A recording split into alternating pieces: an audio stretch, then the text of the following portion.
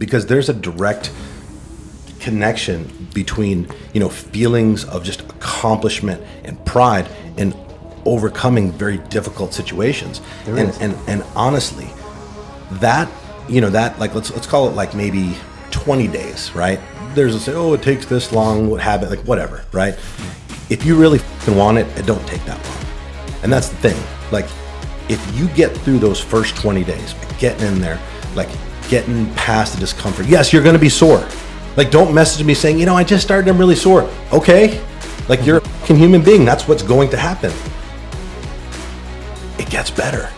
It's part of the process. It gets better, and not in the fact that you'll never be sore again.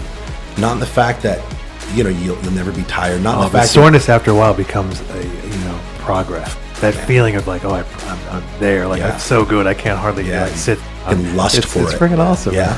And the thing, like, when you feel like your heart's, beating out of your chest, you feel really tired and you feel run down, like, that's what you're supposed to do. That's what is supposed to happen. When you're physically training and pushing yourself, you're supposed to be like pushing your muscles to the point where they can't physically support the load that, you're supporting on the last rep. You're supposed to have an elevated heart rate. You're supposed to be sweating.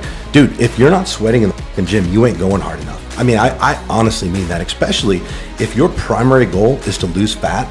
Like, understand that the way we lose fat is by burning more calories throughout a 24-hour period than we consume.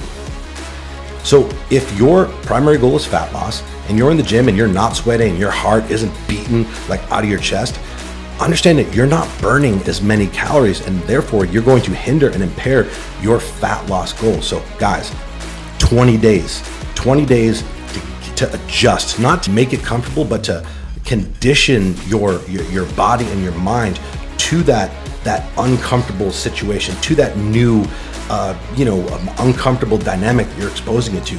But once you get over that, man, you'll start those same workouts that you might dread doing now or you hate doing.